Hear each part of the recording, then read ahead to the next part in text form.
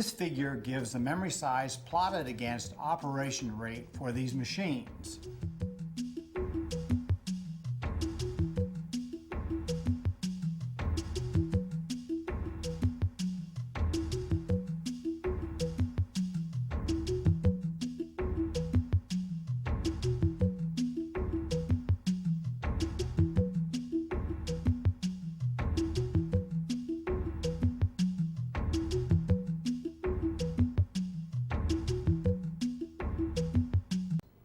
Anything you can do in software, you can also do in hardware, or you can do in some intermediate ground called firmware, or by micro steps, or by whatever.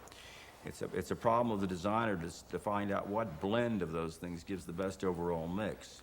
We had a terrible problem of the same type here, which is what caused me to think of the internal programming idea. I thought of this idea and proposed it long before Von Neumann saw the stuff, by the way. The reason I thought of this is that I said, well, if we ever build another one of these machines, and we don't just have the ballistics problems and the internal ballistics problem and a few specialized problems that we knew about to do, how do we decide how many plugs to put over here for programming, how many counters or flip-flops or something to put in the memory, how many switches to put over here with resistors, because that's going to be different for each class of problems. There are some narrow classes where it's pretty much the same, and those are the ones we were catering to in this machine. But how do I do it when the problems are wildly different? Well, I said, I've got to find a way of generalizing this. I said, everything in science that ever amounted to anything was because somebody figured out a way of taking some specific problem and generalizing it. So that what I said was that we need a memory device that's cheap enough that we can use the memory device for everything, at least at one speed level. We may need punch cards or tapes or something at some other speed level, but at least at the main speed level of the machine, we need a memory device which can hold instructions, which can hold constants, which can hold variables, which can hold information on what has to happen next, and so on. I wrote a memo saying how we could put these information all on these all these spinning disks with magnetic edges.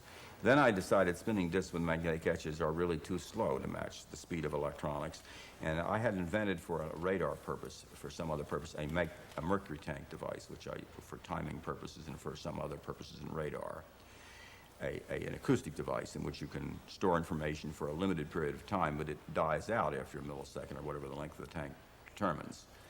And I thought of repeating that. The reason the size of the machine grew is originally it was just supposed to be a numerical integrator to solve just ballistic trajectory, nothing else.